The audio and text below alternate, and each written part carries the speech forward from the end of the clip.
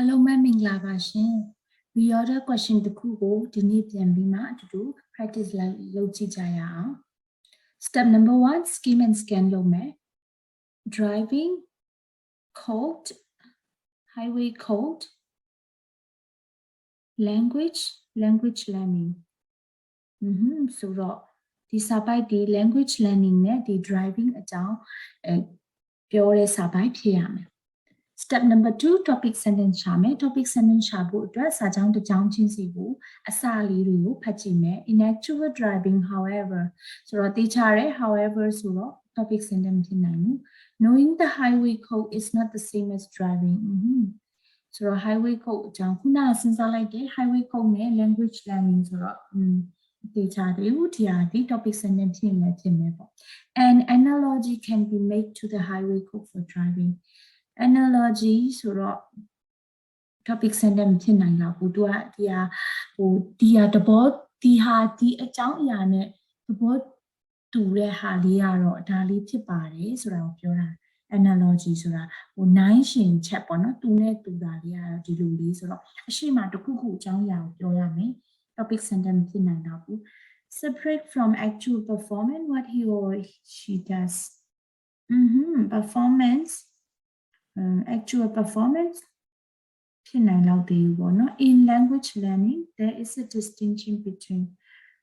language learning knowing highway code ဆိုတော့ဘယ်ဥစ္စာဒီ topic sentence ဖြစ်နိုင်မလဲခုနက an analogy can be made to highway code for driving ဆိုတော့ highway code for driving ကိုသူကနိုင်ရှင်တာပေါ့နော်အရှိကဟာနဲ့တူတဲ့သဘောတရားတူနေတာကတော့ဆိုတဲ့အတွက်ကြောင့်မလို့highway code နဲ့ language learning မှာ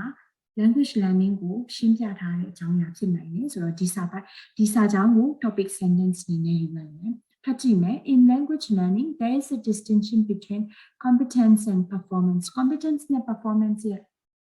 ကြားကခြားနားချက်ပေါ့နော်ကိုပြောရဲ competence is a state of the speaker's mind what he or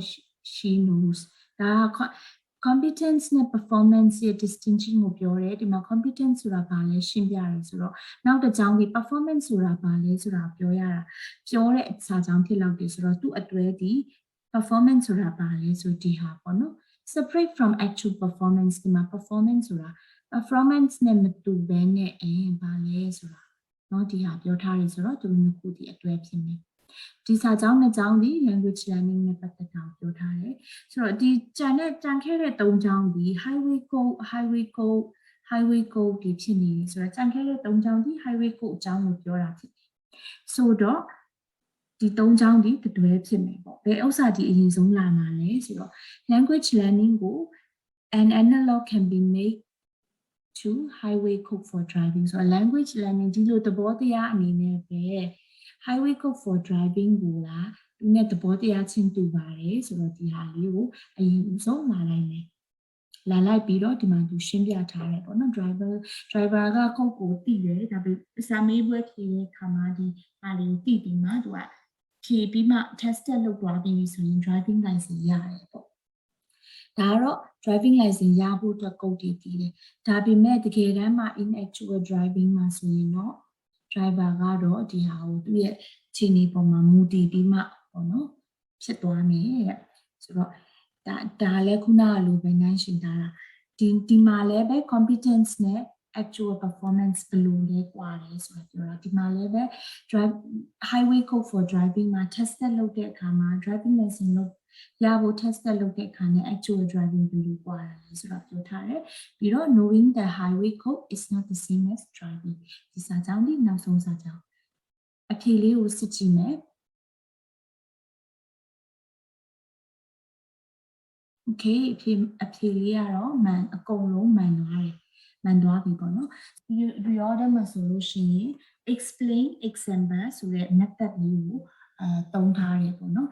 အဲ့ဒီ approach လေးနဲ့ဖြေရှင်းထားတာဖြစ်ပါတယ် language learning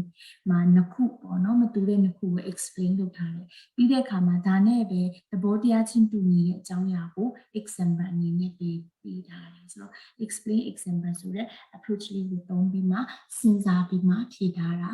ဖြစ်ပါတယ်အတူတူလိုက်ပြီးမှ practice လုပ်ကြည့်တဲ့အခါမှာနားလည်လိမ့်မယ်လို့မြင်ပါတယ် နားထောင်ပေးတဲ့အတွက်လည်းအားလုံးကိုကျေးဇူးတင်ပါတယ်